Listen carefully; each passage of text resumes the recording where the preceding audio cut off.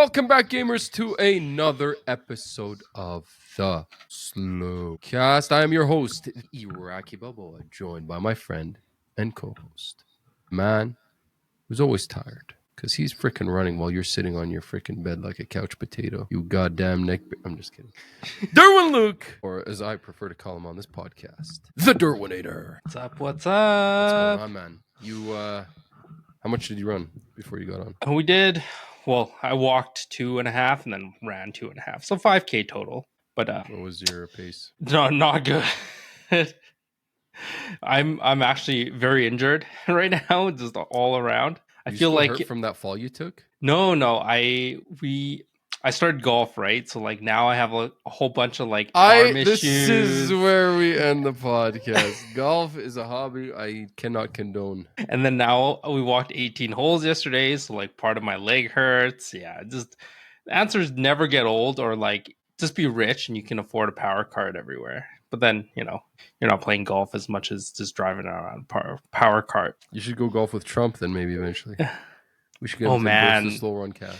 apparently he's like pretty decent at golf. Yeah, probably. I'd be scared to play him. Yeah. He's Yeah. gonna The only outdrive thing me. that's ever interesting to golf, I'm not going to lie, I'm kind of anti-golf person, but recently I was kind of coerced to going into like the drive range, by Heritage Point, further South Calgary. Where is it? Yeah.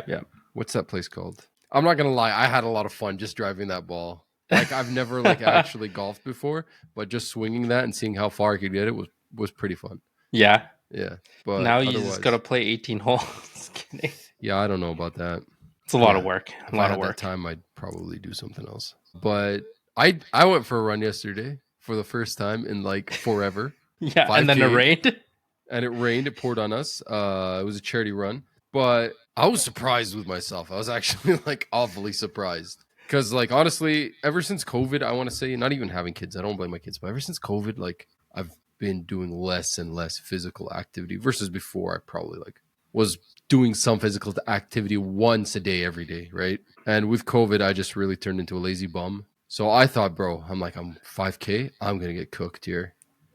And I kept my pace with my buddy just because I was running with him. But I did feel like I could have pushed myself a little bit more and probably done it at a faster pace because I didn't even like feel it at the end. Yeah. It wasn't anything great. I think it was like 26 minutes like for the run. Yeah, that's pretty solid. But I didn't break a sweat. I wasn't breathing heavy. I was really surprised with myself. I for sure could have probably shaved off a minute from that, or a minute from like my pace total. Yeah. Yeah. Maybe so you just needed to fuel yourself with some more energy drink. That would have helped. No, dude, I just felt great. I don't know. I was kind of surprised. It was weird. Yeah. It was a good day. It was a good day in the morning to run, to be honest. It was like really nice and cool. Yeah. Yeah, until you get hit with the rain. That sucked. I played like the first 5 holes in the rain and I wanted to cry. It was pouring rain, dude. Pouring rain. I was soaked. And like we avoided the worst of it. We kind of sat in our car before the thing started to avoid the worst of the rain before it actually really freaking came down. And then it kind of it started raining again while we were running, but by the end it was okay again. So maybe I'll pick up running again. I don't know. I always like think my stamina is bad, but I'm comparing it to like soccer where you're like running for like 90 minutes. 90 minutes, you're sprinting, you're slowing down, you're turning around, you're passing the ball, you're shooting, you're body to body with other players, you're pushing, you're jumping, you're trying to get your head up there. Yeah, that like kills my lungs way faster than just running in a straight line. Mm-hmm. Just different pacing, different levels of intensity, right? Yeah. But that is not why we have a podcast. We have a podcast for cardiovascular health hobby, video games.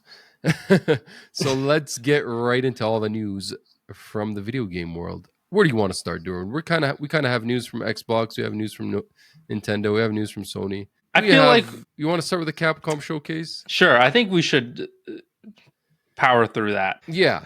So Capcom had a showcase. I feel like there's been like this trickling of showcases after Summer Games Fest has been over. Like Konami had one, and then like Nintendo had one for Donkey Kong Bonanza, and then like there was that little, which I'll get to, the Little Nightmares special showcase, and then Capcom had one a few days ago. In Capcom style, I don't know why they have these showcases, man. They're just like, they're not like, don't expect like big announcements in these. It's almost like they're like follow-up showcases to stuff that they've put on a State of Play or put at Summer Game Showcase. Yeah. But, you know, whatever. They did what they did, and it was about 40 minutes long. The highlight was we got to see more from Resident Evil Requiem or Resident Evil 9. We got to see a first look at what the first person versus the third person looks like. So the big change in this game is you can play from both perspectives. Now, from the last few years of Resident Evils, starting with Resident Evil 7 Biohazard, all the new installments have been in first person. Resident Evil 7 Biohazard, Resident Evil 8 Village. And then all the remasters of like the PS1 games and the earlier games have been in third person. Resident Evil 2 Remake, Resident Evil 3 Remake, Resident Evil 4 Remake. And so they kind of tinkered with putting third person on some of the first person games. I believe Resident Evil Village got a third person update like years after it came out. Resident Evil Village got a third person update. Check it out. Okay, Siri. Thanks, bye. So yeah, so they apparently there's some statistic that they were finding that says that people don't want to play games in first person. A lot of people don't like them just in general. They don't like the first person perspective. Mhm. There was some concerns about Indiana Jones and the Great Circle being a first person game and not a third person game. Like some people want to kind of live the character from the outside.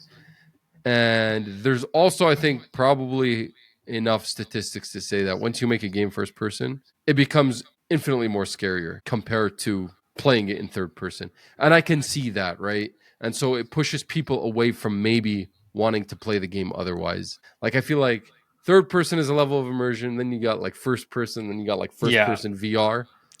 And yeah. Dude, first person VR, First like a person horror VR. game, I think that would be the most scariest, right? Yeah, for sure.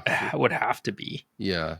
So anyway, so they're doing both. Now some people are concerned that like maybe like what's the game designed for? Is it designed for first person and they're forcing this third person mode, or is it the other way around? So they're afraid it's gonna like lose its identity.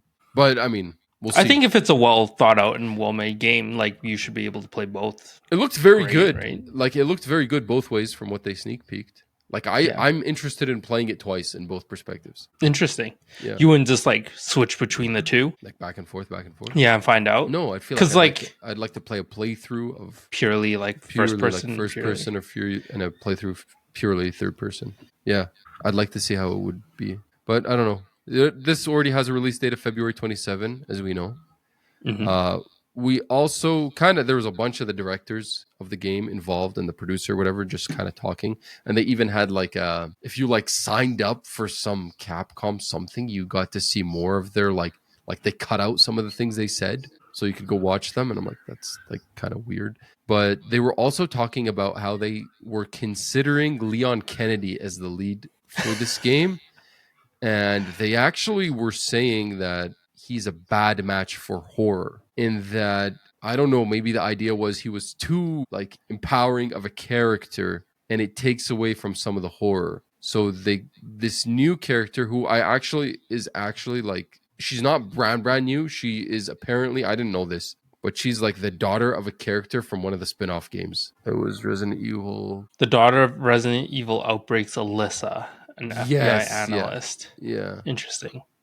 So, they were saying she's kind of more, like not the badass that Leon Kennedy is, where he just kind of show.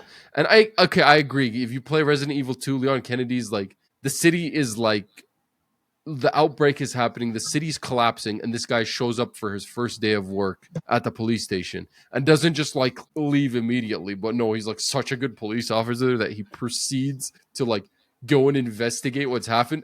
It's so absurd. It's so ridiculous.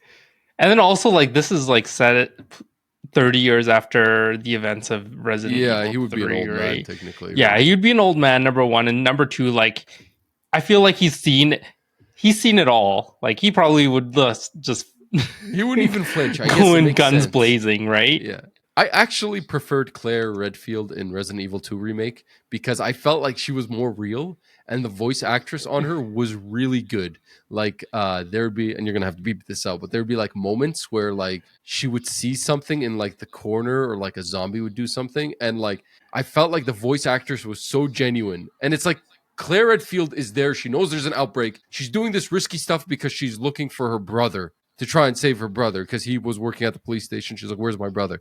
Right? So she's just like this badass chick, but at the same time, like a little bit more down to earth. So she like in the game, you'll like see something messed up, and she'll be like, "Oh God, what the great?" She'll be like so genuine about it, right? Whereas Leon is like just weird, right? So I kind of see like they're trying to make it a little bit more scary by putting someone who's less of like Yeah, I think the stakes are higher when it's like a newer character. Like there's more growth that could happen, and like they're probably genuinely like, what the hell is going on? Yeah, exactly. And she's like supposed to be scared because I think this is where her mother died, and this like you like revisit some hotel where her mother died, so there's like some kind of bad memories. Which also the FBI officer who sent her there, like, what the hell, dude? Like that's ridiculous. But yeah. Right now, it's already been wishlisted by a million plus people on Steam. So it's looking like the hype is real. And then, the last little tidbit that we found out was apparently the rumors that this game was an open world game or even an online game, which I actually didn't hear this rumor to the build up, but apparently it was out and about. They were real. And the directors and game devs decided to scrap it after kind of getting some feedback and realizing that's not what the fans wanted. And I cannot agree enough. Like the idea of this online Resident Evil, whatever the hell it was supposed to be, and some open world multiplayer game kind of sounds like The Last of Us Online, to be honest with you. Yeah. To some extent. And there was a reason why that was canned too, right? Yeah. Probably just didn't really make sense. I would probably rather play The Last of Us Online than Resident Evil Online. But yeah, they don't really have a good track record, I think, for making multiplayer games either. So yeah.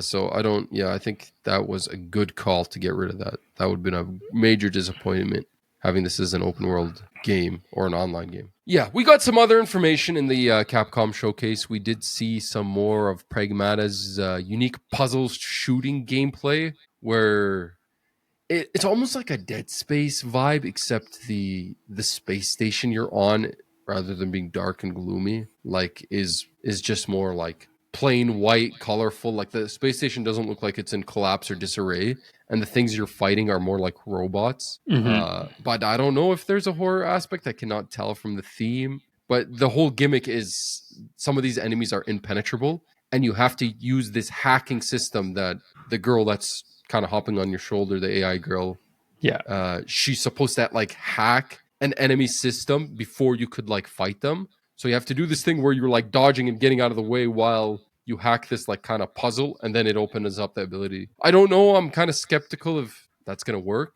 I'm still really looking forward to Pragmata. I don't know why. I just kind of want to see how this game pans out. Yeah. Reiteration that of a 2026 release date. Obviously, we don't know the day yet. And then we kind of got to look at some Monster Hunter Wilds free title update number 2 with some new monsters. There's like an underwater fight. And there's like a bird/dragon thing. Looks very cool for Monster Hunter fans. Apparently, the game is being review bombed on Steam right now. It's overwhelmingly negative. Apparently, there's still some major issues on PC.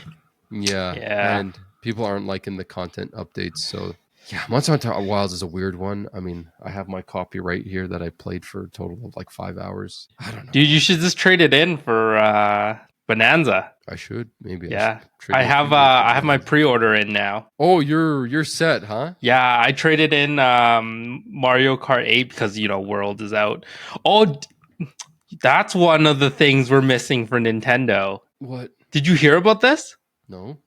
Okay, well I'll fill you in when we get there.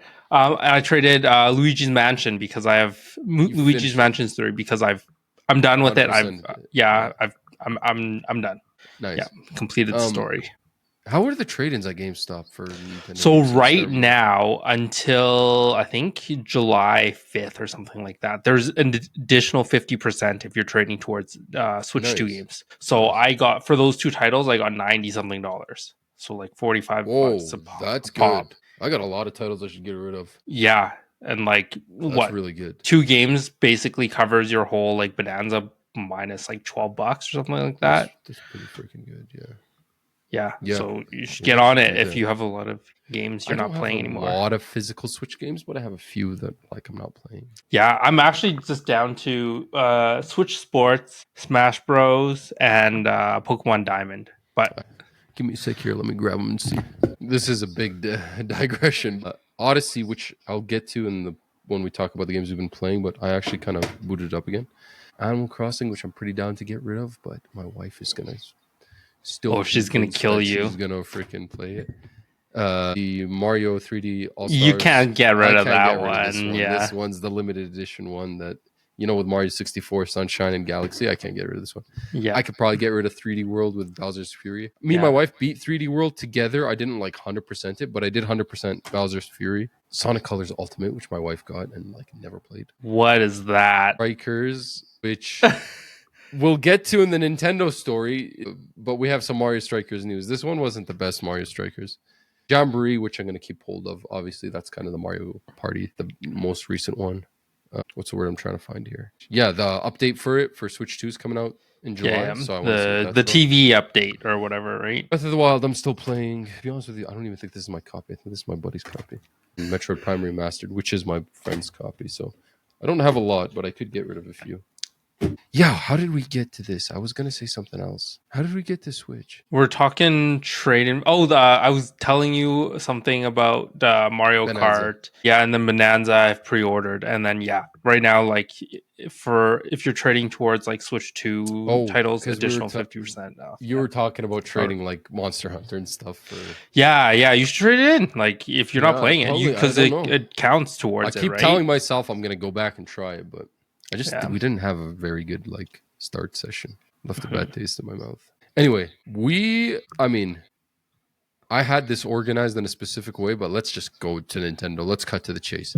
Mario Strikers is so notably this Mario Strikers, when it came out, me and my friends were super hyped for it.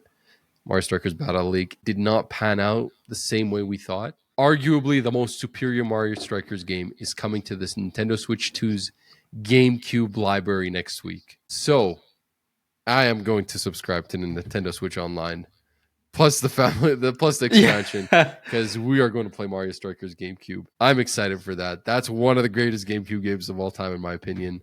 And I'm really, really looking forward to playing that like locally with some friends.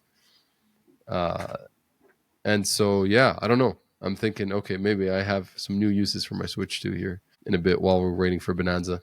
Mm-hmm. Speaking of like games you could play, Digital Foundry released a video where they talked about some of these free Switch 2 upgrades and how they actually think they're not just like upgrades, but they're basically remasters in all but name, which I thought was crazy.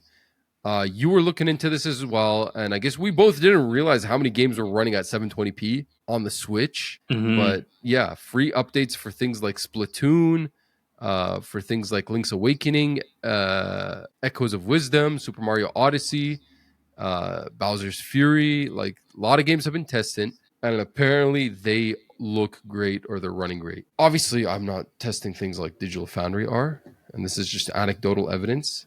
I have been playing Super Mario Odyssey again just to see what it feels like on the Switch 2. I'm not going to lie, I don't really notice a difference.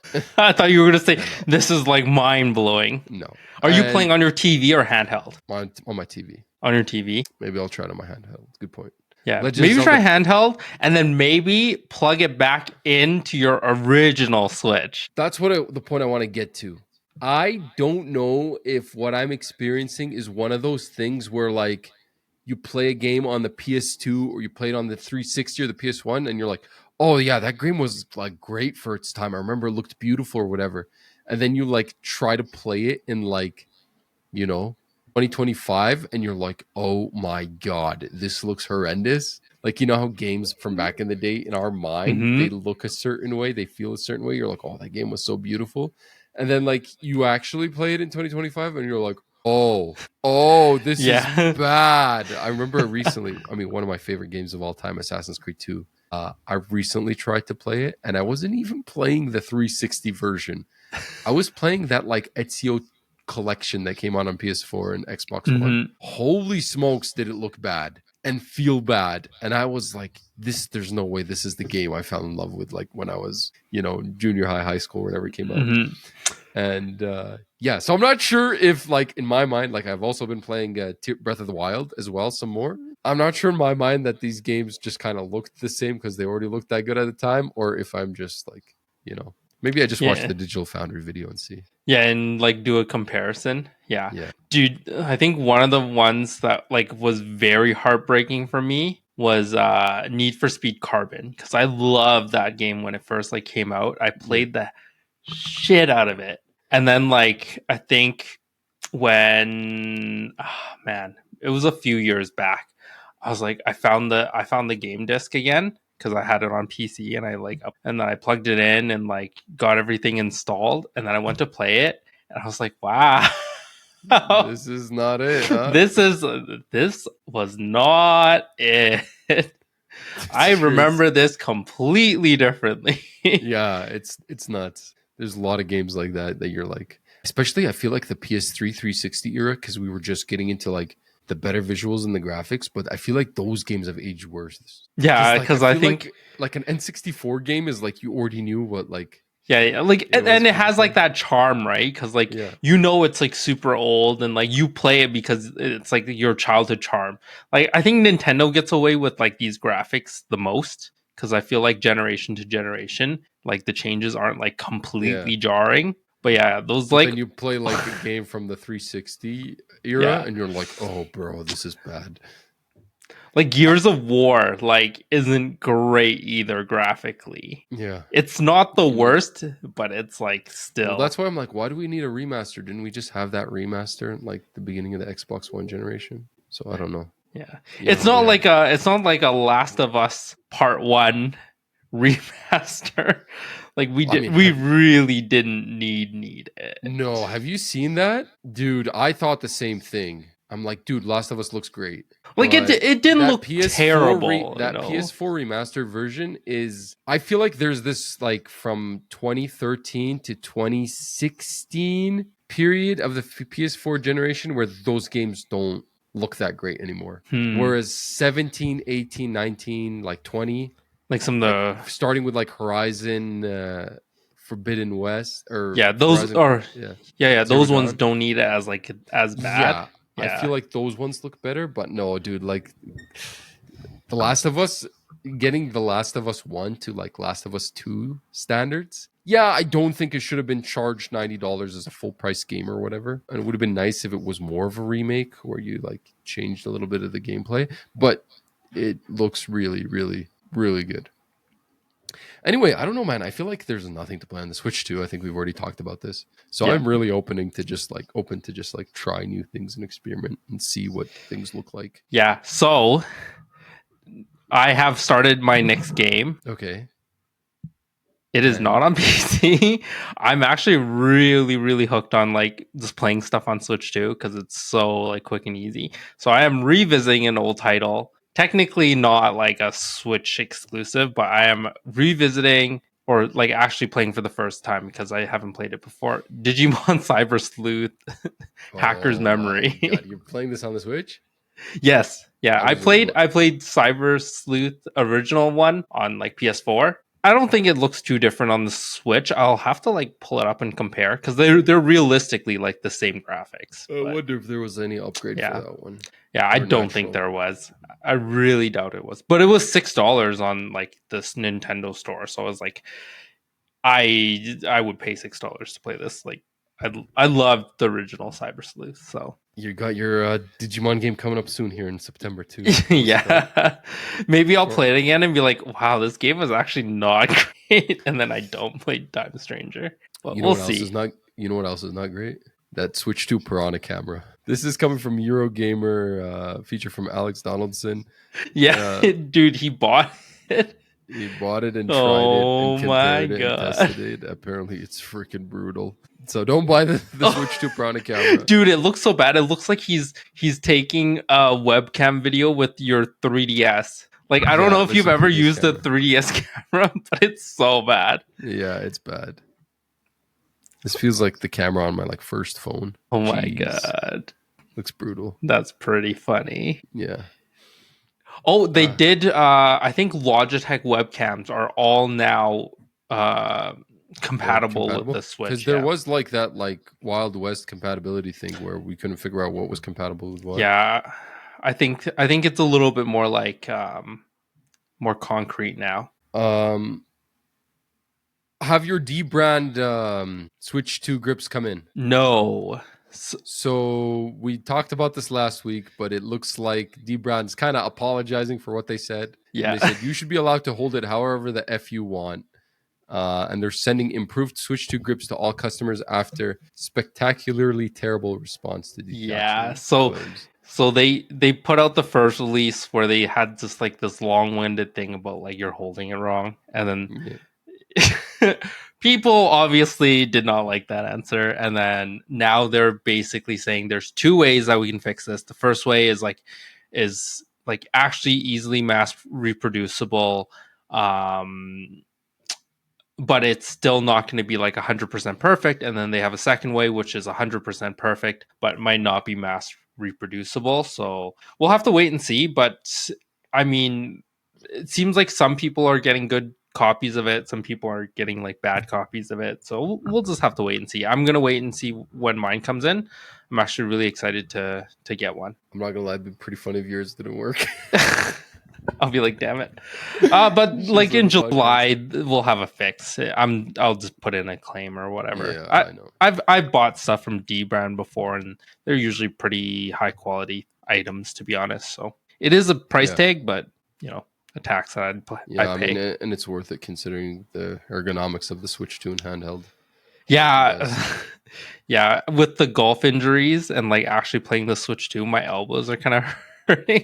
I sound like an old man. My elbows are hurting because I'm always holding it to my face, and I'm you just need elbow supports like this. Yeah, I need to just actually play it on a monitor or something. But it defeats the purpose of handheld, right? So you won't need to hold it when you have it set up on your table and using the mouse controls to play Dragon Drive, whose release date we just got. It's slated for August 14th, I believe it was. Yeah, and we got a little bit of a trailer.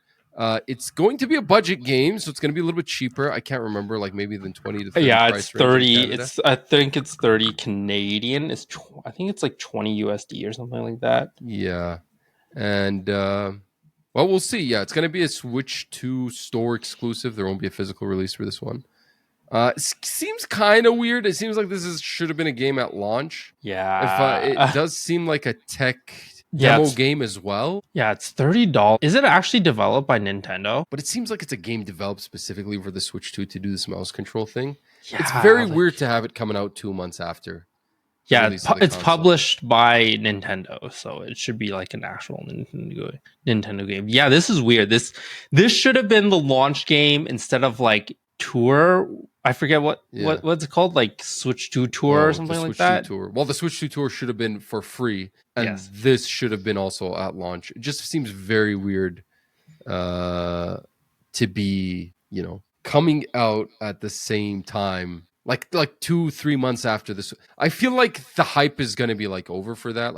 There's going to be other games for the Switch 2 that people are playing, Bonanza, and I don't think people are going to be interested in picking that one up. Yeah, I don't think I even want this game. I probably listen. If that game came out the same day as the Switch 2, I probably would have bought it. Whatever, reviews or no reviews, and just would have tested it out. But because it's $30. It's not bad, but I don't know. But now it's in the middle of August. I don't know if it really. Yeah, Bonanza might take a while too if it's actually a bigger game. So apparently, a Nintendo-owned company worked on Death Stranding 2 and features in the credits. This is a company that Nintendo bought previously that does like motion capture. They do like Interesting. they're listed within the credits as Nintendo Pictures, and they're the Mario Maker's motion capture studio. Dude, So- I'd laugh so hard if it was Game Freak. Game Freak was in the credits of Death Stranding Yeah, too. it's like major thanks to Game Freak. One of the key. Yeah, one of the key. I'd yeah. actually like would laugh so hard. Yes. So Nintendo is on a PS5 exclusive game. And sticking with Death Stranding, apparently Hideo Kojima explains why few Japanese actors appear in the game. I thought this was hilarious. He thinks he was citing a language barrier because Sorry, like, what? yeah, okay, listen. He says the Japanese actors can't speak English, and we're filming with actors in a studio in Los Angeles. It'll be a bit of a problem with their native level English skills to be able to communicate with the other like actors in the team, which I thought was hilarious because I don't think Kojima could speak Yeah, English. Kojima doesn't speak English. I've never seen him speak English or try to. Where I'm like, oh, so you're the top head level like producer and director of this game. You can convey your information down the ladder, but a voice, Okay.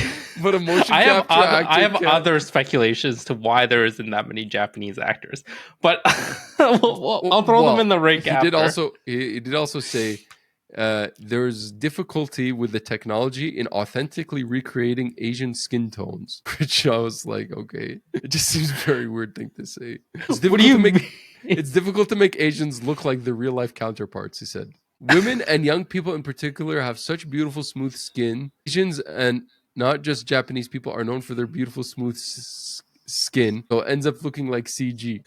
Oh, okay. On the other hand, it's easier to bring out details in older people or people with a lot of freckles. I've tried to use Japanese people in the past, but it's hard to make them look like real life counterparts. Interesting. Yeah. So it's saying Interesting. basically, if you're older, you have freckles. I have seen Hideo Kojima do a lot of interesting things, including playing that stupid guitar that's in his game. But like, yeah, I've never seen him speak English, so I don't know why. Like, that doesn't explain to me. And here's my theory as to why he doesn't want Japanese actors. So Asian people have smaller feet. So I'm thinking he wants these Caucasian actresses with bigger feet to show up in in the games so that he has more detail to work with. Hideo Kojima is straight up the Quentin Tarantino of freaking video games. It's insane. That's Did you my see the one theory. clip from Death Stranding 2 with the freaking mud on her feet? Yeah. And then it's like highlighted. She throws the shoes. I'm like, bro, you can't make this shit up. Like this No, guy, dude, he took direct inspiration from Clear Obscure for that. Yeah, that was wild, bro. That was Dude, wild. all the cutscenes from Death Stranding look so insane. They look crazy. Have you seen some of They them? look crazy. My buddy picked it up actually, and they look nuts, man. Yeah, Norman Reedus looks super realistic in that game, and the load times apparently are like Are really insane. good? Yeah.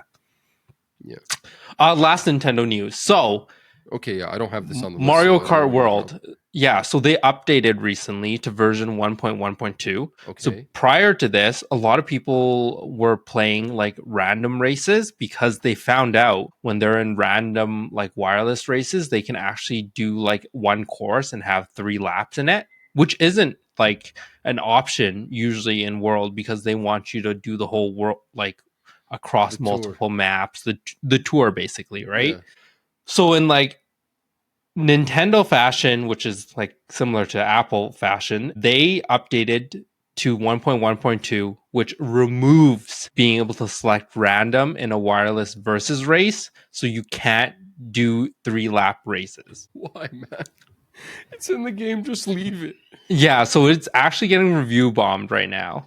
Is it actually on Metacritic or I think OpenCritic? I think it's one of those, but I was just when I searched it up, I was like, "What?" Let me see if it's Yeah. on Metacritic or something like that. Well, it's 7.5. There's a lot of.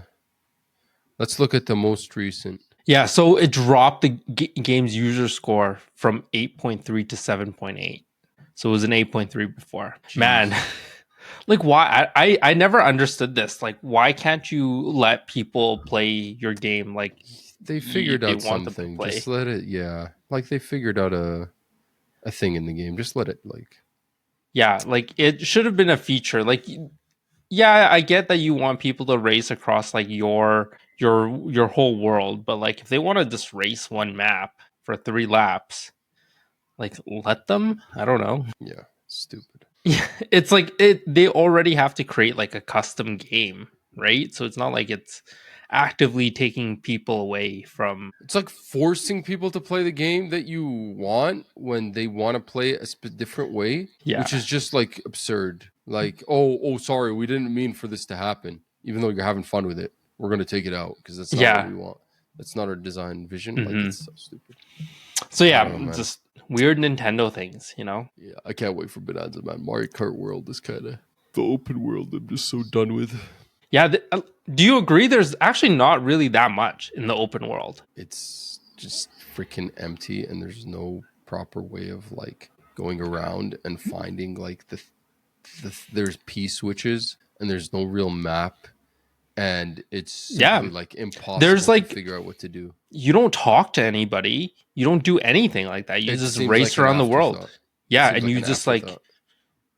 you just basically kind of just do whatever. You just drive around and find these P switches and these mystery blocks. Like, give me something to do. Like, give me a little bit of a story. Like, even if you did like a Need for Speed, like, oh, you're just joining this world. Like, there's the Grand Prix. Like, Missions, yeah, just like little missions or like little like story events. Like, oh, like we're gonna race to this, and then like you find another person that's like, oh, I'll race you to here, or like just something, right? Like, world events, yeah, something. yeah, not just like a P that you basically have to like hit retry all the time if you can't get it Have right. you noticed how annoying that retry button is too? You Mhm. can't hit it when you're still doing it. You have to wait till the thing ends. Like if you screw So something you up, and so you can actually, if you press like the plus button, you can retry from there. But it doesn't start. It doesn't take you right to the start of the trial. It makes you hit the P again. Oh yeah, Right? Like I don't know if you've noticed that, but when you when you hit the it brings you retry, back to just where the P is. yes, it drives me insane. Yeah, I don't know. Anyways, it's definitely not our favorite game. No, unfortunately. There's a few quality of life issues there that could be fixed. Let's move on from Nintendo. Enough talking Nintendo. Let us move on to Xbox. So we talked last week about this rumor for the MetaQuest 3S VR set, the Xbox branded one. And the next day they revealed it. So That's our luck. It's apparently extremely limited quantities. It doesn't seem like it's a permanent thing. It seems like it's a temporary time thing. Yeah. Comes with an Xbox controller. Comes with an Xbox controller. Comes with 3 months of Game Pass. So it is good bang for buck. Mm-hmm. And it's being very much marketed as this thing that you kind of cloud stream your Xbox games on with a virtual huge like movie theater screen. Yeah. And it's not exclusive to like just that one, like that version, right? It's just the specific colorway. It's the branding, the color, the black on the red, the Xbox controller, the Game Pass. So interesting stuff, but I don't think that interesting really. Yeah. Yeah. And then sticking with Xbox hardware, I know we've been talking this whole MetaQuest thing, and then the Asus ROG Ally X, and then their next kind of PC, home console thing. There was a video that was posted on YouTube titled "The Future of Xbox" by Laura Fryer, who was one of Microsoft Game Studios' first employees back in the day. Now she just creates YouTube videos commenting on issues in the gaming industry. Her take is that the Xbox hardware is dead. And she thinks this multi-platform strategy is going to effectively kill the hardware. And there's, she talks about the ROG Ally X and this MetaQuest 3S Xbox Edition, the multi-year deal with AMD. And she just thinks that there's, like, you can't have your cake and eat it too sort of thing. She just thinks the way Xbox is going, this idea that they're going to maintain a hardware line of products is just not happening. Like it's eventually going to die just from a business perspective. It's a 17-minute video. I didn't watch it all. I just kind of got the gist of it all. But I'm just wondering what you thought and if you kind of like see eye to eye with that. Yeah, I also kind of agree. Their direction and their hardware is just kind of all over the place. Like again, why would I buy like Xbox hardware if everything I own is already an Xbox? I mean, the right? Series X is experiencing record low sales. The Series S has problems with being able to run more powerful games. I think they're going to abandon that two console thing and Yeah. make the cheaper Series S, even though that probably sold better for them than the Series X. Like, do they do what Google does and they basically like create a phone that like is a vision of what they expect their software to be as like a baseline, and then everybody else builds from that for them, right? I could see it going that way. I don't know. I just record low sales on their consoles. Game Pass can be accessed everywhere. It just becomes like a thing of like unless you don't have like a PC that could play Game Pass on, Mm-hmm. then yeah, I mean like you have a handheld that could play Game Pass games. If you have like I don't see the reason why you would buy this like upcoming home console. Yeah, I don't know. It just doesn't make sense. Okay, so like let's talk about it. Let's say I don't have an Xbox at all. Like I could play on my phone, right? Because you Yeah. have the Xbox app on your phone. It's not a great experience, but it's still playable. I've played like games Cloud gaming. purely from cloud gaming. They're trying to push that cloud gaming. Yeah, let's say you don't have a phone, you have a laptop, right? You have You an could cloud- iPad. Yeah. Like unless you're telling me you literally have nothing that displays it. Let's say you don't even have that. You just have a TV, Yeah, a Samsung Fire TVs. Stick. Not Buy a even. Fire Stick, right? Not even the Samsung TVs and the LG TVs have the built-in Xbox app. Mm-hmm. Who's buying So- a non-smart TV nowadays, right? Yeah, we're on the same page. Having these Xbox apps that could play your games on a TV, plus a Fire Stick, plus your phone, plus your laptop, plus like your all these plethora of handheld consoles, plus on PC. Having it like everywhere, it just seems like it's like I don't understand how you're gonna have that, and then I'll also have like a dedicated console that you're gonna invest money in and effort in, and it's going to make you money or whatever, and Yeah. people are gonna buy it. I just don't. I mean, and I think the telltale is the idea that they abandoned making. Mo disconnected there. But yeah, I don't really get it. Like, if anything, I feel like they should pivot towards just like consulting or like having software integrators to help integrate their software better into like these different companies that are developing hardware. I can't hear you. No, I mean, like, It's resuming. 100%. It's like that's the thing. I just don't see how you could have both of these and go this way. To be honest Mhm. with you, like I could see myself someone who doesn't, I think at this point in my life, want to invest in like a $3,000 PC or something. And because I'm kind of into the Steam ecosystem now with the Steam Deck, I can see myself buying this next Xbox console if it really is just a PC that I can access my Steam games on, and I could also access Game Pass on. If it's for a reasonable price and I have it connected to the TV, and then I also have my PS5 for my PS5 games, I could see myself being one of the people who buy that thing. I just But don't do you see think- most people being one of those people. Like I'm a Do you think person, it would be a like- good deal still at that point though? Like at that point it might just be the same price if you just built it depends yourself. depends on the cost, depends on how well they Right? put it Because together. the big appeal was that the consoles were traditionally slightly offset by the price of the games, right? Yeah, yeah. If they're charging $1,000, 1,000 whatever for this thing, obviously not. But it depends on its cost, right? Depends on if it's affordable. Depends on how well it's designed and how well it's built, and it's ease of And like access. I said, like I think that they need to pivot to like just being like support for basically all these companies building hardware for them. Like I feel think like that's what that's this- their investment should be in. I think that's what this individual is arguing is that you just can't have it both ways. Yeah. Yeah. You need to focus on one. And if you think that the future of gaming is going to be cloud gaming and whatever, then you need to really just work on it. Especially also with putting all their games on like PS5 and stuff. Like that's also another thing that's like, well, why do I want to play on an Xbox? It makes no sense to me. Like as being a PS5 primary person to start off with, right? Mm-hmm. Like I actually only ever bought the Xbox because I knew there was like some Game Pass was cool, and there was Yeah, Hellblade. yeah, Hellblade, really, right? We could cut to the chase to the story here, but yeah, we talked about Hellblade coming to PS5, and we got another video showing its enhanced features. There's like an update that's going to go along with Xbox and the PS5. There's a deluxe edition game that includes a PS5 version of the first game, Hellblade Senua's Sacrifice.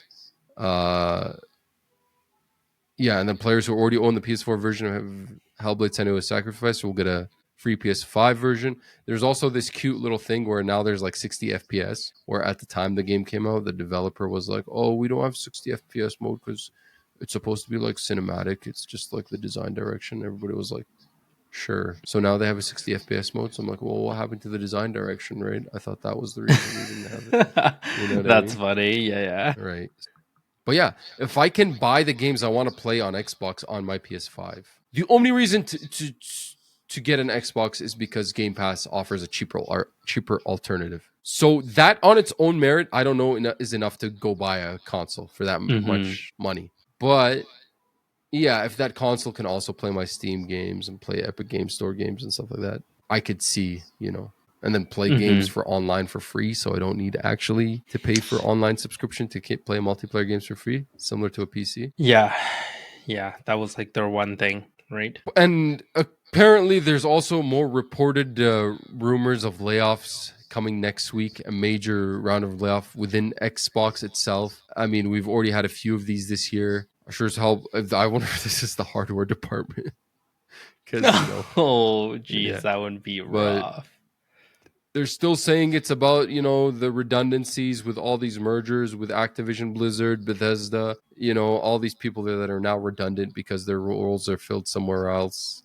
It does not. There's an opinion piece from gamesindustry.biz that I thought was a good read. Looming Xbox layoffs threaten Microsoft's reputation on acquisitions.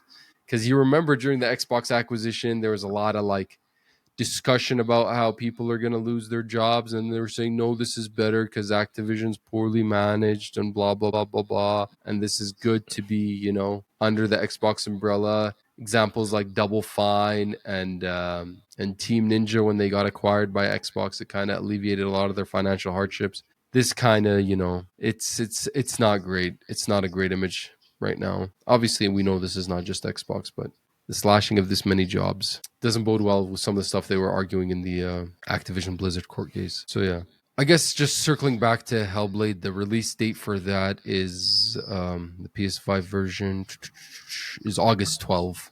I think I'm gonna wait for the physical from Limited Run game or whatever. Yeah.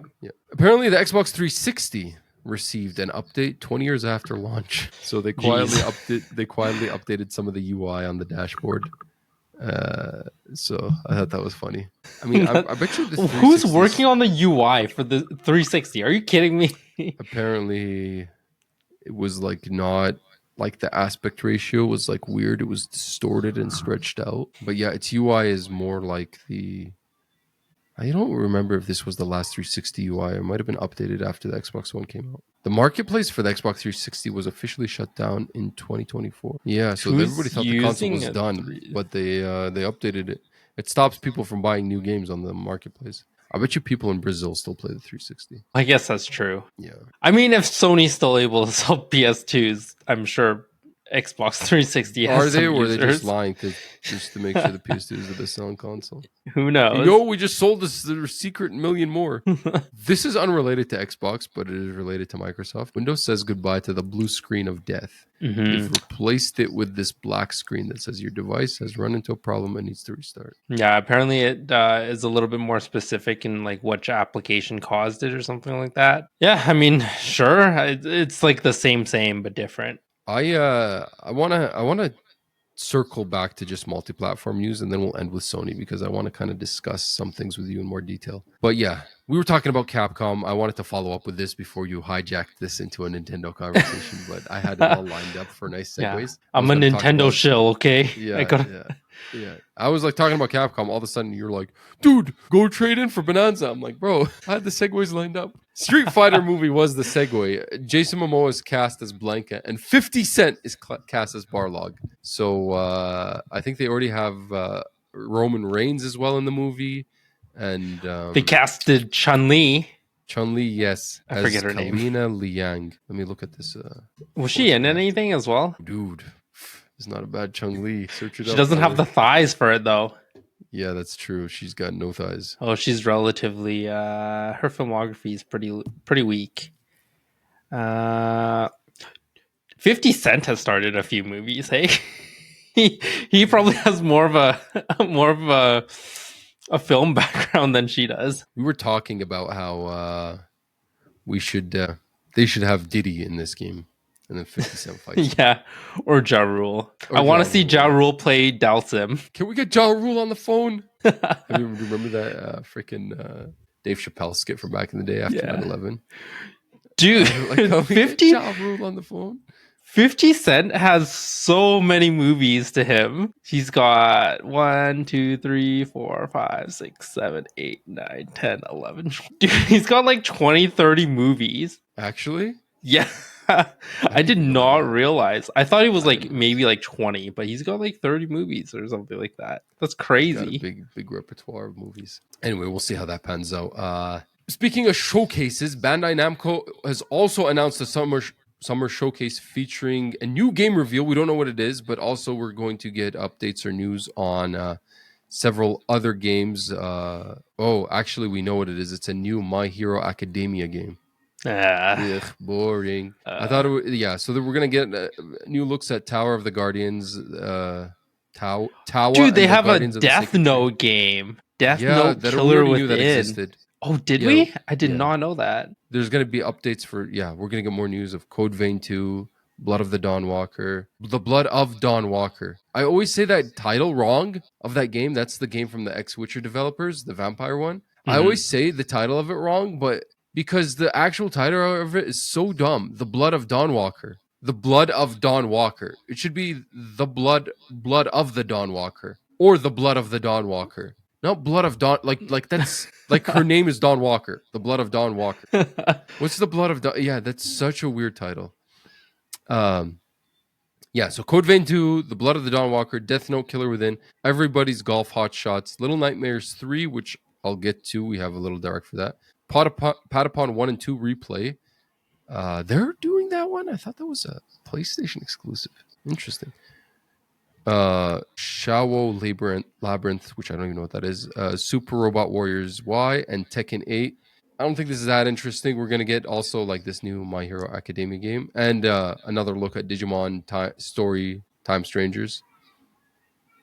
It seems like it's another one like similar to that Konami event or that Capcom event where Yeah, not they're much. putting their big stuff on the show, but then they're also doing this follow-up show. Speaking of Little Nightmares, they had their own kind of showcase, which I did mean to watch before the beginning of the show, but I didn't have the chance. There's going to be like they had 10-minute gameplay. They announced the release date for October. Where's the release date? This is October release date. October 10th. They had extended gameplay trailer. They also announced Little Nightmares 1 like enhanced edition that you get if you pre-order the game, and you can actually play it now if you pre-order the game instead of waiting for the game to come out. And they're also mentioning how they are celebrating 20 million in sales for the series. So good for them. Have you played any of the Little Nightmares games? No, I've never played any of them. I've Have you? always been interested in them. They seem like these like limbo inside games and horror, and like I think one of them was co-op. They look really interesting to me, and I think I have purchased both on my PlayStation 5, but just never had the chance to start either of them. So I'm cautiously optimistic for this game. It is not the same developer as the first two games, though. The first two games were developed by... Actually, let me do this research here right now so I don't... Little Nightmares series. Yeah, so the first two games were published by Bandai Namco and developed by Tazier Studios. Tazier developed the second game as well, published by Bandai Namco. But the people who are developing the third game, Little Nightmares 3, are Supermassive. So Supermassive has Directive 8020 coming out in the start of October, and this to come out like a few days after. So both from the same developer. So Supermassive usually doesn't make games like this, but so I'm curious to see how well they do with this one. Yeah, Directive 8020, 2nd of October. Yeah, And then this I'm game, actually 10th of really October. interested in 8020. Yeah, I know. I rewatched some of the Predator movies, or sorry, not the Predator movies. Alien? I watched the Predator animated movie on Disney Okay. Plus, and I was just like, oh man, I'm like itching for some Alien and Predator like movie content, or like just like kind of in the same genre of like a kind of creepy alien movie. Yeah. Yeah, I don't know. I'm still like Supermassive Games, yeah, good developer, what have you. But like the last list of their last games have all been like Dark Pictures Anthology, The Quarry, Casting of Frank Stone, Directive 82 coming out here. I mean, Until Dawn back in the day. Like these are different type of genre of horror than Little Nightmares 3. So I don't know how well they're gonna do. Hey man, if Game Freak can develop that new game that's coming out and Pokemon, I believe in Supermassive Games. Well, maybe wait till that new game comes out and we'll see. Because it might just be bad as all the Pokemon games. It goes from a 3D and then it just like the next trailer just flattens them all out to 2D. I'd probably cry. Yeah. From laughter, not so much like sadness, but just laughter. I'm really curious what that Game Freak game is going to be like. Mm-hmm. And then speaking of Tazier Studios, who did Little Nightmares 1 and 2, they're doing their next game is called Reanimal, which seems to be in that Little Nightmares kind of vibe. So I'm curious to see how those two games come head to head. Reanimal is slated for 2025. It's being published by THQ Nordic. And Little Nightmares coming out 2025. I'm curious to see like how the OG developer fares with a new game in the same kind of subgenre versus a new developer with the OG IP. Quickly here, Netflix is delisting 20 of their mobile games next month, including Hades, Braid, and Monument Valley. Now Netflix started this whole games thing like a few years back where they got a bunch of like indie games, mobile versions of them where you could only play them through having a Netflix account. It was very strange and very messy. They didn't market it properly. You had no idea you even had these like benefits unless you knew you were looking for them. You would have to search up the game. There wasn't like one dashboard where you like boot these games. You'd have to like search them up on the App Store. At least that's how it was on iPhone. And then there would be like a little Netflix logo under like Netflix games. And then you knew you could access it by having the account. It was really messy. And then Netflix obviously had their own like big first party development studio that got shut down. Who was involved in that one? There's a bunch of people. There was a bunch of people. And then they shut that down recently. So I don't really know what's going on with Netflix games. They're removing Battle Snip Braid Anniversary Edition, which is a game I freaking played late last year, which I absolutely loved and I cannot recommend enough. Carmen Sandiego, Coco Melon, Play with JJ. Death's Door, also great indie game. Diners Out, Merch Cafe, Dumb Ways to Die, Ghost Detective, and then Hades, Katana Zero, Lego Legacy, Ludo King, Monument Valley 1, 2, and 3. And Monument Valley 3 did release as a Netflix Games exclusive late in December last year, and now it's going to come to everything in July here. Rainbow Six, Raji and Ancient Epic, SpongeBob, Bubble Pop Fun, Ted Tumblewords, The Case of the Golden Idol, Rise of the Golden Idol, excellent games, also ones I played over the Christmas break, and Vineyard Valley. So a lot of these Netflix games are like really high praise, high critic rating. Yeah, those are big ones to games. lose. That's interesting. And then there's also, they have like these like weird fun like family games and then games like tied to their Netflix IPs. I think there's like Squid Games, the game. Or what was that like? They have a Love Island one, or like Too Hot to Handle sometimes, or Love is Blind is another one. Love is Blind, Yeah. I don't know what their plan is, what their strategy is going forward. Yeah. They also had layoffs at their other indie game studio that they bought, the Oxenfree and Oxenfree 2 developers. I totally thought you were gonna make the best segue into the next story here with your previous segue. You were talking about how like this new developer with original IP, and then this old developer with new IP, and I was like, "Are you talking about Square Enix?" And there, I did not have that lined up. that was the perfect lineup. I was like, "Oh, he's gonna do it! He's gonna do it!" Yeah, that was not planned. Durwin is referencing comments from Square Enix saying that they will make more turn-based games and recognize the success of Claire Obscure Expedition 33. Yeah. So, I mean, I think that's enough said there, right? I mean, Yeah. I loved Final Fantasy 16. I did not think it was the greatest action combat, to be honest with you. I thought it was actually kind of repetitive and kind of straightforward and not really complicated.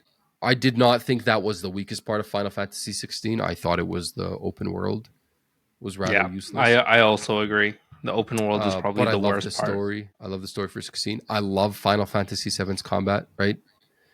But if they could make if you could make a Claire Obscure type turn-based combat, why not? But I think these RPG Japanese developers need to realize that just having turn-based combat is not the reason why Claire Obscure is great. Yeah. It's not like it just returned to roots. It's like it's a slight improvement, but then like really it's the refreshing story, I think. Exactly. Like there's more to it than just turn-based combat. First of all, it has good turn-based combat. Second of all, it has the live action aspect of parrying and dodging and quick time events that keep you engaged. And you're not just kind of running these games. There's an ability to defend yourself every turn. You're not just strategically deciding what hit you're going to take from what enemy. Mm-hmm. There's also the excellent story with the excellent writing, with the excellent like visual fidelity of the game. Like there's more things to Claire Obscure with the excellent soundtrack. I mean, it's not just turn-based. You're not going to just make a turn-based game and all of a sudden we're going to, yeah. Mm-hmm.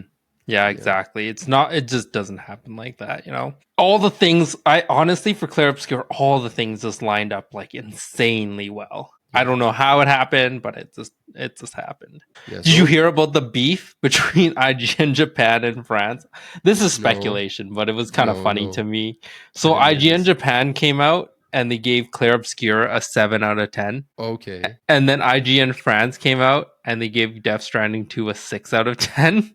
So they're shitting on each other. That's funny. That's funny that IGN Japan is giving like a 7 out of 10 to arguably the best like turn-based RPG in like forever, but it's not a Japanese game. It's a French game. So it's like, we can't let these people like have what we created. So they give it a terrible rating. And then France is like so like shocked by this that they're like, yeah, you're weird ass, you know, cargo moving freaking walking sim. Here you go, take it. Here's a 7. Here's a 6. Yeah. I don't know if it's like legit, just like payback, but it is kind of funny. It's funny. It's pretty funny. I don't know if they really communicate with each other. They're probably I don't think they really care. They're just, hilarious. I think they're just putting out their review of what they thought about the game. Because I mean, let's be real, it is kind of like a little bit different for both these type of people to be playing that type of game, you know. So like Death Stranding is kind of like interesting. Like the gameplay is like unlike anything really. It is, yeah. But still, like it's I don't know if it's for everyone, right? Yeah, and if you grew up like really playing like the Japan JRPGs, then it's like completely different to have something that you'd have to parry and stuff for, right? Which I didn't, and I never liked those games anyway. So this is maybe why I like Claire Obscure. Yeah, I just loved it. But talking about people that don't like it. You stole the segue. I was going to say, you know what's something that nobody likes, including the person who is the actor of this game? Yeah. Unfinished games. Mind's Eye actor doesn't like it when devs release unfinished games. This is Alex Hernandez, the voice actor behind Mind's Eye's protagonist, Jacob Diaz. He talked about the troubled launch and he thought like he doesn't like it. It sucks that, when they release these games half-baked. Yeah, he probably did all like the voice lines for it because his voice acting wasn't bad. He probably did all these lines thinking like, oh my god, this might be like the next big thing. This might be like what people are excited to see and play. And then it turns out to be that. Yeah, he called it beta testing without calling it that. Ouch. Which is, yeah. Yeah. You know what's a completely different take? The opposite side of the coin? Charlie Cox was like on an interview recently, or like he was on a panel for something, and For he's Claire just Obscure. like, yeah, for Claire Obscure, and he's just like, I got to be like level with you guys. Like, I was in the studio for like 4 hours, and like I knew nothing. Like, basically, he didn't know anything about this game, and he's just like, I'm super excited that you guys like really like this game, and like you think like I'm like a big deal in it, but like I literally like I didn't have anything to do with it. I just like sat down and read lines for it, more or less, right? That's crazy. But he Yeah, would have had a lot of lines being Gustav. Like that's not. I mean, that's not. yeah. I Yeah, mean, he had a but decent amount of lines, but like it probably wasn't like compared to like other things that he does, where he's like literally acting and like it's like a multi-month shoot. because It's just voiceover work for him, because right? the Like at the facial end of the capture day. was the facial capture was the French voice Yep. actor. Yep. It So wasn't he him, all he did was read the lines for the English version. or was it the French actor, or was it actually Edward Cullen? Oh my god. So, a couple of more things to wrap up here. Fortnite Cheater is required to pay $175,000 to Epic Games. Good job, buddy. Epic Games says they were once they get the money, they're going to basically donate it all. Yeah. But he was using various like he was in competitive tournaments with prize money, I think. So Yeah. that's why this is extra kind of bad. Yeah, they discovered one player was utilizing various software and hardware cheats to evade detection. So I mean, they banned him forever, but like, let's be real, that he can just make like a new yeah. account. Like, he probably won't be able to like participate in any of the tournaments, but like, if he really wanted to play Fortnite, I'm sure he could casually. And then lastly, Lost Records developer Don't Nod cuts a insignificant chunk of jobs. This is from gamesindustry.biz. Roles impacted are QA, artist level designers. This is the developer of Lost Records Bloom and Range that came out earlier this year. Two kind of mid-tier reviews. They previously used to develop the Life is Strange franchise. They also have dipped their toes in other genres. Jusant from 2 years ago, I think, or 3 years ago, which was that climbing game. It came to Xbox Game Pass, and then last year, Banisher's Ghost of New Eden, which was kind of a sleeper hit that not a lot of people played, but pretty good double A. Apparently, both of those didn't sell very well, and yeah, multiple layoffs coming that way. I guess actually, lastly, I want to move into PlayStation. I want to have kind of an extended conversation with you about this little piece, but first I'll get this other news out of the way. Sony faces Dutch lawsuit over artificially high PlayStation prices.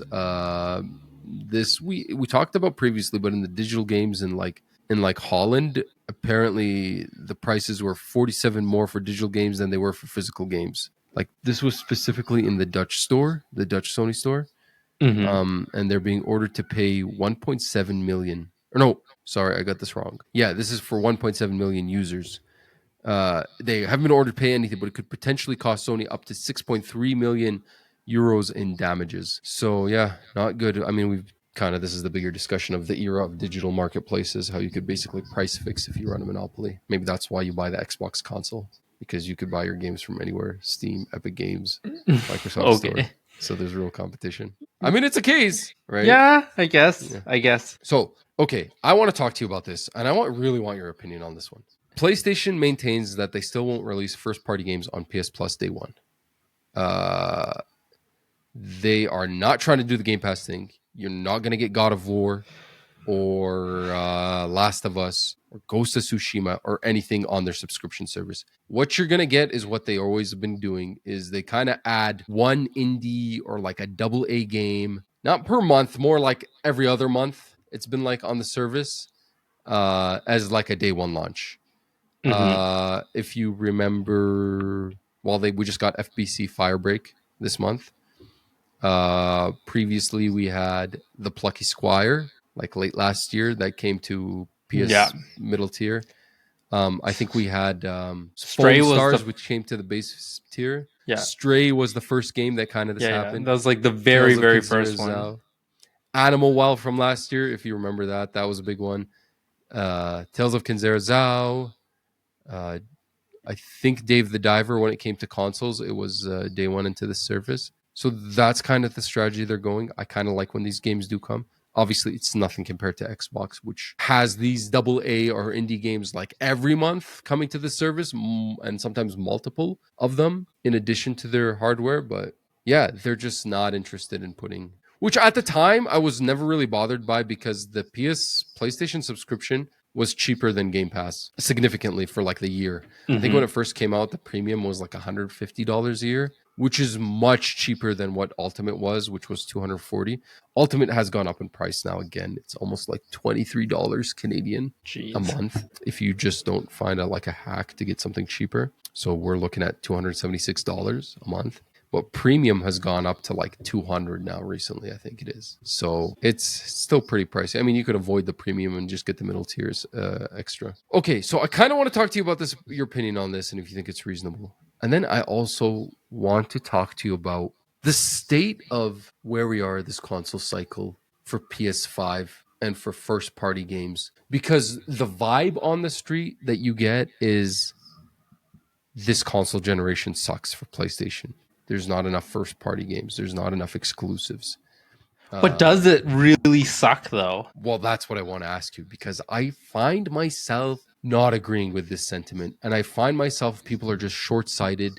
Yeah. And I also agree that that it's just based on it's based on a couple of things. It's based on the fact that this console generation didn't like hit the floor running because of COVID and everything, and because a lot of games were still coming to PS4. And so people were buying the games and playing them on PS4 before they ever got a PS5.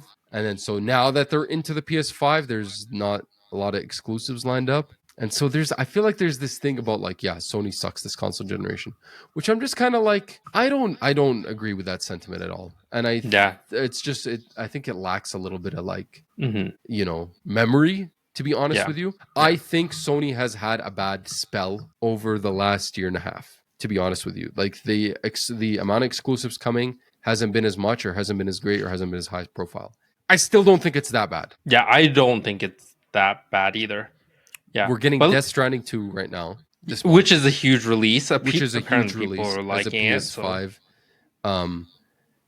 We had Astrobot last year in September, so yes, there's a significant gap, I think, between Astrobot and Death Stranding 2. I don't really think we got anything Sony exclusive first party this whole beginning of the year. We had Concord.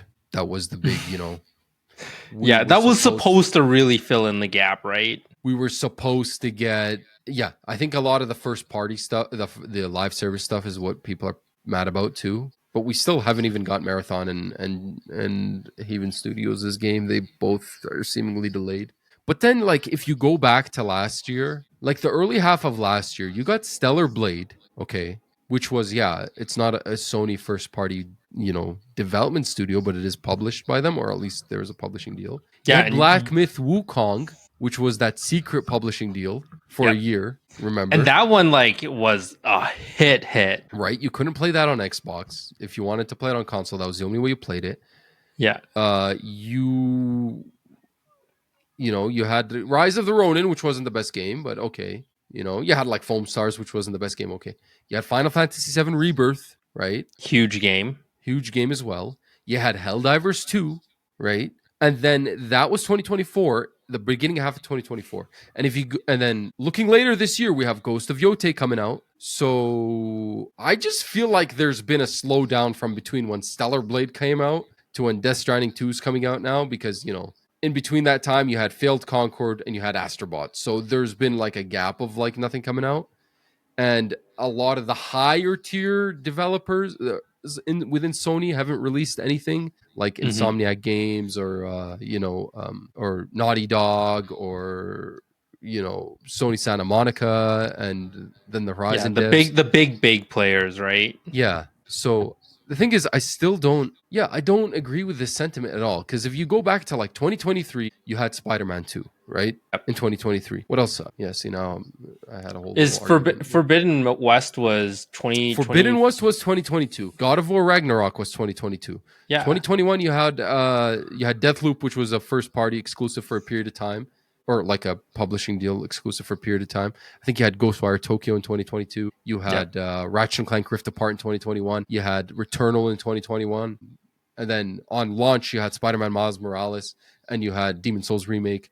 Yeah, I think there's still been a lot of games. Just don't buy this idea that, like, yeah, it's not 2018 or 2020 Sony. Yeah, you're not gonna get like 2020 Sony was like you got Last of Us Part 2 or Last of Us Part 2 on the PS4 and you got Ghost of Tsushima, right? And then late 2019 you got Death Stranding and you had Neo 2 and you had Miles Morales and you had Demon Souls all in one year, right? You're not going to get that year every year, but Sony has had other problems which I think could have been avoided. Like the live service stuff is really the issue. We like I think what we've had so far is not bad. And the live service issue could have made it, if we didn't follow that train, we could have had it better. Yeah. Like we could have had like a few more like in between games, basically. We would have had Ben Studios' next game. We would have had Blue Point Games' next game, right? For example, we would have had Naughty Dog's next game, I think, if they were not working on Last of Us Online. So, yeah, I don't know. We might have gone Days Gone 2. We would have had maybe Days Gone 2. I don't know. I don't buy this whole thing that this console generation sucks for PS5. I really don't. No. I think it's just as solid as like, okay, maybe not. Maybe the PS4 was pretty prime. I think the other thing is all of these games are sequels. And I think no matter what you do, you cannot hype a sequel as much as you could hype the first game.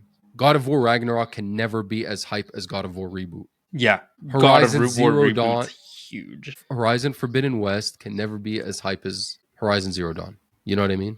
Mm-hmm. You can't, like, you know, saying Spider-Man 2 could never be the same hype as Spider-Man, I think. So I think that late PS4 console cycle is when we got like the next game from all their big development studios. So Sony Santa Monica. What's Horizon Studio? Guerrilla Games. Insomniac with Spider-Man 2 or Spider-Man 1. Because remember, Insomniac had that beef with Sony for a little while, made Sunset Overdrive for Xbox, and then came back with Spider-Man. Yeah. You know, I don't think you're going to reach that level of hype because a lot of these are just, you know, sequels. Yeah. I mean, honestly, also, you have to think about the DLC too, right? So Horizon Forbidden West and Burning Shores, which was basically a full mini game, was 2023. Yeah. And then God of War Ragnarok, Valhalla, which is a great mode. I actually love Valhalla. That was late. Was 2024? Was it 2023? It was late 2023 going into 2024. They announced it at the Game Awards in December of 2023. Yeah, so like that, I would count that as 2024 basically, because like most people would have probably played it up in like January 2024. I think I was. So like realistically, you had things in between. You just had to revisit, right? And then GT7 right now with like the 8K mode out for the Pro. Gran Turismo 7 has been just dropping updates all the time, right? Yeah. Right? So like that's another thing. Like if you are an avid GT7, you're not eating well. Like if you got the VR mode, which came out like what? When the VR launched? 2023. Yeah, and then now you're getting the 8K mode if you have an 8K like monitor or whatever with the Pro. Like that's solid, right? Yeah, I think sometimes in the gaming world what happens is someone says something and then like without like something it echoes a thought and then people like internally agree with it, but it's more of a feel rather than like something based in like objective reality, and then it just becomes a thing. Then everyone's saying, oh, this console generation sucks, the PS5 sucks, it has no exclusives, these games are not coming out, it's taken forever. But I really think it was a combination of all these games being sequels because the first iteration of them all came out on the PS4. A lot of these games still coming out on PS4, so people who were late to the PS5 played them on the PS4 and now have picked up the PS5 and are not playing anything. Yeah. Dude, Night Rain came out for the PS4. Yeah, right. Like it's still coming out. Yeah. And then the idea that we missed a lot of opportunities. There could have been a lot of filler games to fill in these gaps. Maybe not filler games like in quality, but just to fill in these gaps. You know, like imagine Blue Point Games worked on Bloodborne Remastered or Bloodborne Remake instead of working on this stupid multiplayer game, right? Imagine Naughty Dog by now could have had the next Last of Us out or the next Uncharted out or Intergalactic out by now, instead of like wasting time. So yeah, there was a lot of time wasted on some live service stuff. and some canceled games. I agree. But yeah, I don't think it's been that bad. And then for like third-party games, it's been a great console generation. So I just don't buy this sentiment of like, oh, this console generation sucks. I just think it's more of like a feel rather than something based on numbers. I only bought this up to see if you would like disagree with me and be like, yeah, No, it I definitely do not disagree with you. I feel like the PS5 generation is solid. Like, yeah, it's definitely the most solid so far out of like, well, I mean, Switch 2 just came out, so technically it does kind of fall in the PS5 generation, but not really because no, it's not its really. own thing. But Yeah. yeah, PS5, Xbox. I mean, the only other one that's like super solid, but it's super solid all the time is PC. You can't Yeah. really compare it to a PC, right? Yeah. And then like So- Xbox had a bad start, I think, to this console generation, but I think they've fully like they've They've 360'd it. they've 360'd Like, no it, pun yeah. intended. Yeah. like the last mean- few games that came out, like Game Pass, great games. great. Like, I Great still, games. even though Clair Obscur is like technically a multi-platform game, I still associate it to Xbox because it is day one Xbox Game Pass, right? I think all of 2024 I was not subscribed to Game Pass except for the very latter end of it because there just wasn't anything. 2023 now or 2025 now. I've been subscribed to Game Pass since Call of Duty Black Ops came out. Because it's just been game after game. Like all the way through to now. And like game of the year arguably Clair Obscur like you talked about being on Game Pass too. Mm-hmm. Yeah. No, yeah, I don't know. I guess we're on the same page then. Yeah, no, I definitely agree that it's been been like a great run for Sony this whole generation.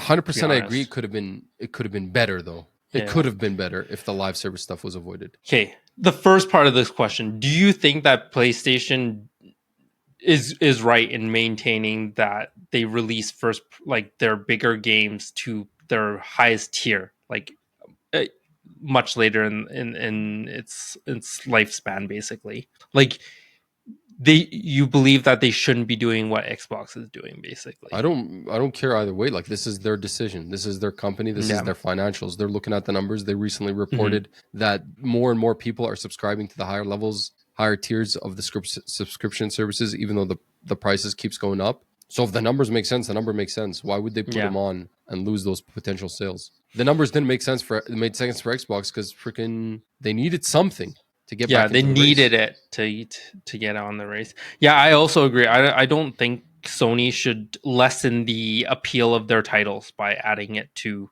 day one. Like, it kind of takes away from the hype of the game because then people like you can't, then you're not lining up for like midnight launches anymore. Like, imagine a world where, like, I guess Spider-Man 2 never had a midnight launch. You just, I mean, for me, it doesn't kill my hype. I'm equally as hyped for games that come to Game Pass day one. It does not kill my hype. I'm like, oh yeah, Game Pass day one, perfect. I'll get to play this game. Yeah. And it actually helps. Game Pass day one helps for games that I'm on the fence for or I'm mildly interested in. They automatically, I become more interested in them because I'm like, oh, I don't need to pay any extra money to hit this up front, right? Yeah, but then it also takes away from your commitment to the game.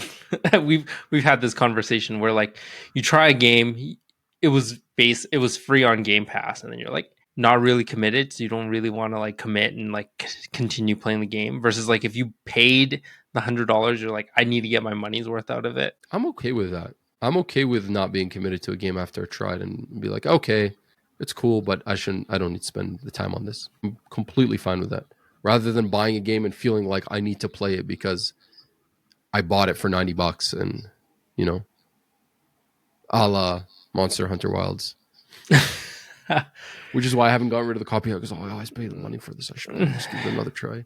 Right. Yeah, I don't know. It's just two sides of the coin, really. Like, sometimes it is worth it to give like a game like a little bit more time because sometimes it does change. I mean, my answer is to the platform holder. You decide whatever works for you business wise, and I decide whatever works for me, like preference wise and financially. If you choose to not put, you know, like Avowed, if Avowed came out for $90, I wasn't going to pick it up. I was not interested in that game visually, and its reviews came out and they were like 82 for a game that I'm already not interested in visually. I'm not going to play. That's fair. I'm not going to play, but it came to Game Pass. So I was like, It was one of the reasons I resubscribed for that month at least. And I'm like, okay, I'll resubscribe, and I'm willing to try this game for the $20 a month or whatever. I'm willing to try it, and I tried it, and I thought it was good. I didn't think it was good enough that I wanted to keep playing it, so worked for Yeah. me. Whereas if it was an $90 game, would have never bought it, would have never played it. Yeah. So they made a little bit of money off of me, to play it, to try it. So if that works for them, I guess there's water under the bridge for sure. Versus I guess, okay, so like I looked up Monster Hunter Wilds trade-in value right now, $35. That hurts a lot. Still. It does, but I wonder how much I could sell it for on Kijiji or Facebook Marketplace. Yeah, I guess that's true. Like if you are willing to take the time, then it might not be as big of a financial hit. Yeah, I don't know. I like being able to play games day one, but I also I like spending my hard-earned money on something I'm like super excited for, you know? Yeah. I think there is a level of hype. I feel like getting a physical copy too is like another big thing. There is too, but that's at the end of the day, that's the thing. Like usually if it's a game, like, I don't know. There hasn't been that like, oh, I really need to play this game. Yeah, like Hellblade 2, like there was no physical copy for that. It was Game Pass day one. I didn't buy it. I paid it on Game Pass. So it didn't kill the hype from me at all. I just played it still. So I don't know. It's up to the platform holder, really, whatever they want to do financially, whatever makes sense to them. If they put God of War, the next God of War on PlayStation Plus day one, I'm not going to complain. I'm going to pick it up and play it. I'm going to have a great time. This is great. If they charge me $90 for it, I'm still going to pick it up and play it. Anyway, that's it for news this week. It went on a little longer than I thought. We could talk about the games we've been playing, but I'm going to just kind of jump in here first and say I have not been playing a lot. I had another really stressful, busy week. I kind of already talked about the stuff I've been playing on the Switch too. Yep. The only other things I want to mention is I played a couple of demos that I had downloaded on my Steam Deck from Steam Next Fest for some games that I'm interested that are coming out soon. Mostly kind of beat 'em up side scrollers and stuff like that. I guess the first one wasn't that. I played Ninja Gaiden Ragebound, the demo for that one. I am super excited for when that game comes out in July. It looks great. The pixel art looks great. It's from the developer of Blasphemous, but it's not really a Blasphemous game. And it's published by .mu, but it's not really a .mu game. Really, it's not a roguelike. It's not like a Metroidvania. It has none of those tropes. It's just straight up go through this level, get to the end. And just level after level after level. Go through the level, get to the end. No roguelike system. No Metroidvania-like system that we've kind of been seeing in a lot of these games, which I thought was a kind of pleasant surprise. Really fun game. It's very fast-paced focus. You get the vibe immediately that this game is not trying to get you to kill every single enemy in the game. It's actually just trying to get you to get through the level and sometimes use the enemies to bounce off of each other and weave your way around them and make your kind of choice as to who you want to kill and when. So I thought it was really fun, really fast-paced. Same way it showed in the demos. Nothing else to say. I'm looking forward to that game. Speaking of .mu, I also tried their game that they're developing, which is Absolum. For those who don't know, this is the developer of Streets of Rage 4. This is also a beat-em-up game, but it has a roguelike system. It is, at the very core, it's a beat-em-up where you go through like levels and you do the whole beat-em-up like 2D, but you could go up and down on the thing. Kind of like a TMNT Shredder's Revenge. Exactly like a Streets of Rage 4. It's a Streets of Rage 4 art style. Unfortunately, this one, I don't know, man. I'm not sure. It just, like, the combat wasn't very interesting. And I'm not really a fan of the whole roguelike thing for the game like this. It's just... Yeah, a roguelike beat 'em up doesn't sound... great. It sounds weird. I wish they would have just stuck to the true beat 'em up kind of system. We'll see. I don't know. Last game I played was Rah Rah Boom, which is from a smaller development studio. It is also a beat 'em up. Seems okay. I'm on the fence with this one. It didn't like pick me up immediately that I'm like, I gotta buy it, but I thought it was actually pretty cool beat 'em up as well. This one has like weapons and stuff. There's projectiles, long distance, like guns and stuff like that as well. But I felt the combat was better than Absolum, surprisingly. So we'll see what happens when that one comes out later this year. Yeah. I mean, otherwise, I talked about playing Mario Odyssey. I talked about playing Legends of Zelda, Tears of the Kingdom, or Breath of the Wild. More Mario Kart, stuff like that. But yeah, otherwise, man, like I was like sick with my allergies for one day. There was one day where I was exhausted, just went to bed early. Mhm. Was at a friend's house on Friday. Yesterday, UFC fight, so really haven't had much chance to game. I guess I also played Age of Empires and Rome Total War on my Steam Deck. Rome Total War, I need to figure out what's going on. It's not running very good. There's something wrong with the controller system. Yeah, it's chugging. No, it's not chugging.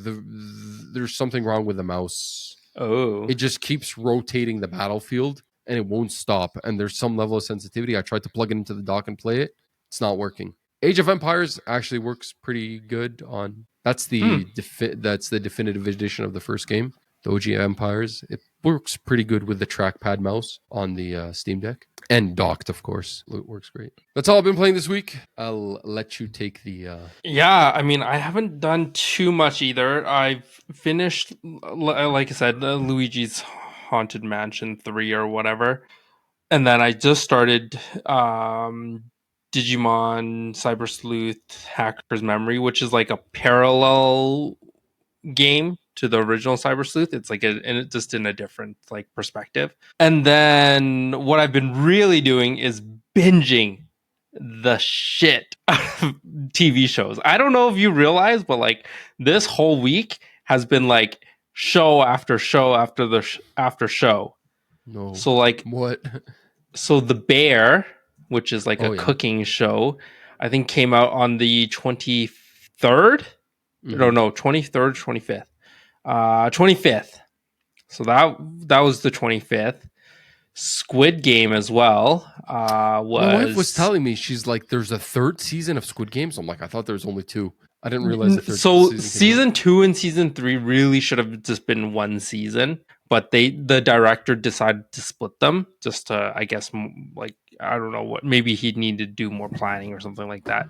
So like that came out June 27th, and then also Disney came out with Ironheart, which was not great, June 24th. So I binged Ironheart. There's 3 episodes out. The Bear season 4, I'm completely done. Squid Game part 3, I'm completely done. Okay. So that's what I did all week. Show binger. Yeah, I need to catch up on so much shows, dude. I don't even know when to start. Like, I need to sit down. Me and my wife, we need to watch a bunch of shows. Like, I need to catch up. I haven't watched Andor yet. I never finished Last of Us, which I don't know. It seems like it didn't go out with a bang. I can't even remember. There's a new season of Outlander that we haven't watched. It's been out for a while. Mm-hmm. I think I had them all right here. Like, Andor is the one I really need to watch. My friend, actually, shout out to my friend Malik Al Asel. His show Adults actually recently aired. I've watched only the first 2 episodes, but check this out, Durwin. It's called Just Adults. Just adults. Yeah, or adults, like the word adults. But it's on where did we watch it? Disney Plus, I think, in Canada. But it's like on Hulu or FX or whatever. Okay. Nice. Malik Al Asel has a Wikipedia page now. Beautiful. Okay. So it's one season, and it just came out on. Is it early June? Yeah, it's kind of like a play on like Gen Z. Like Friends? No, it's like a play. It makes kind of fun of like Gen Zers, but it's like a bunch of Gen Zer kids that are like just do like cliche, like Gen Z like woke left wing stuff, and it just kind of plays. Okay. fun Okay. on I'll that. probably check it out. I mean, I'm Yeah. always down to watch something. Yeah. Yeah. Yeah. I haven't Anyways, watched quick. Severance yet. Oh my god. Oh my god, you're missing I'm everything. so behind, dude. I just don't like. I have to pick between if I want a game or if I want to watch a show. I jump between the two depending on how mentally wish. tired I am. Yeah. Anyway, a quick review. Ironhearts, I don't know. It's pretty weak. I don't know. 5 out of 10, 6 out of Okay. 10. Yeah, it's pretty weak. Squid Game Part 3, I loved it. It definitely had like all of everything's closed up for the most part. I loved it.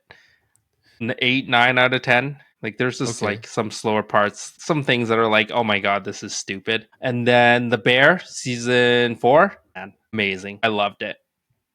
9 out of 10 for sure. Really? Yeah, I love The Bear though. I thought season 3 was a little bit slower, the one before this, but this one really picked it up. A lot of So- emotional scenes. Is Squid Games like wrapped up? So there is a cinematic universe for Squid Game. No. Yeah, so it is. It was Everything's already multiverse. announced like a while ago, but like, so the next one is Squid Games USA, and then there'll be Squid Games like worldwide or something. Well, let me show you something here. I sent this to my buddy. I'm gonna send it to you on Instagram right now. Okay. This is Squid Games Japan, but Oh, I don't need to see that. it's like the game show. It's like Takashi's Island sort of thing. Oh, They oh, turned oh! it- I was talking about. So Japan made an adult version of Squid Game. Oh no, and that's not. No, this is like Takashi's Island. You I remember thought- Takashi's Island back in the day? Like Yeah. the basically the show that influenced Fall Guys, Yeah. the game. Yeah. So it's like that Yes. version of Squid Games. It's freaking hilarious, bro. I've seen it. It's pretty funny. Yeah. I thought you were totally talking about something else when you said Japan and Squid Game. No, I don't know what you're talking about. Let's talk later about that offline. Major Gooner. Frick, I need to go watch 28 Days Later too. Shoot. Yeah. Apparently, That's there's a- like a twist ending in that one too. I mean, I don't even remember 28. Yeah. Not 28 Days Later, sorry. 28 years 28 years later. Yeah. Yeah. I don't even remember 28 Days Later. I need to watch Dude, it what's the again. next one? What would it be called? So you had 28 days 28 later, decades 28 later. weeks later, 28 years. 28 decades later. Was there even a 28 weeks later? Yeah, there was 28 weeks later. I think it's on Netflix right now. Was there 28 months later? No. Was there 28 months later? No. No. Yeah, there was 28 weeks Oh, where later, there was 20. Oh no, is there 28 months? Oh, it's a mockbuster, so it doesn't really No, exist. no. The 28 years later. 28 decades later. Jeez. That's 200 too long. 280 years later. 28 millennium later. Or My 28 God. centuries later first. So it'll be 2,800 years. And then 28 millennium. 28,000 years later. Yeah. Let's take some bets. Do you think the species will still be around 28,000 years from now? 28,000 years from now. That's crazy, bro. 28,000 I don't know, years is man. So long away.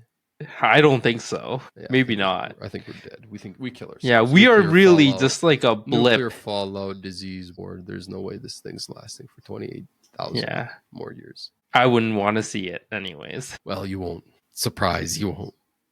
You're not going to see it. This is gonna walk out the door next day and just be gone.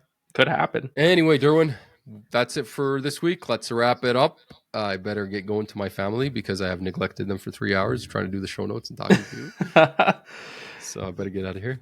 But yeah, thanks for joining us, guys. If you like what you listen to, please leave the like button on whatever platform you are on. Subscribe, leave some comments as well. And follow us wherever you get your podcasts, the Slow Run Cast, Apple, Spotify, and YouTube. So we'll see you guys next week. Do we got any big things coming out next week? No. Big Did you know reviews? that there was a Persona 5 mobile game that came out? Oh, please, whatever. Okay. All right, whatever. You didn't hear that. Yeah, there's like I don't think there's any big release. No, not until Bonanza, I think. Bonanza's like the Well, next Tony Hawk's Pro Skater. Okay. Bonanza for me. Tony Hawk is like a remake, I guess. Yeah. Really good remake. Yeah, Tony Hawk's Pro Skater, July 11th. I'm really looking forward to Patapon 1 and 2 replay as well. That's July 11th. Ready or Not on consoles. It's all coming out 15th. that same week, hey, within 7 days of each other. Yeah. Right? Yeah. Bonanza's the July 7th. 7th. July 17th. Yeah. So basically the same week almost. And then later on into the week, later on into the month, Wu Chang Fallen Feathers, July 24th. And I am really looking forward to Ninja Gaiden Ragebound, July 31st, and that's where it gets like crazy, dude. Mafia the Old Country, Yeah. August 8th. Dying Light the Beast, Sword of the Sea, Gears of War Reloaded, Metal Gear Solid Delta Snake Eater, Lost Soul Aside, Shinobi Art of Vengeance. All of this is in August. This is a crazy August. I don't remember one like this. And of course, Dragon Drive from Nintendo. Drake Times Drive. And then like into September, it's the same thing. Hell is Us, Indiana Jones Great Circle DLC, the Terminator game, Baby Steps, Borderlands 4, Silent Hill F, Sonic Racing Cross Worlds, Final Fantasy Tactics, all in September. And then you get October, you got Ghost of Yote, Directive 8020, Little Nightmares 3 now, Pokemon ZA, Keeper, Ninja Gaiden 4, Outer Worlds 2, Arc Raiders, Mina the all coming. Follower. Yeah, it's going to be a crazy October. Surprisingly, we have only one November release date though. Yeah. Are you gonna play the November Outer 5th. Worlds on like the first one at all? Because it's on sale on Switch too right now. I noticed I it and I was like, think I already ooh. own this. I think I already own it on PlayStation, but it's also on Game Pass. I don't Yeah. know. I don't know if I have enough time to play it. And from what I'm reading, you don't need to play it to play the second one. Okay, So I so think it I'm doesn't just really gonna play matter. the second one when it comes out. Yeah, just go for it. Anyway, guys, thanks for joining us. We are out.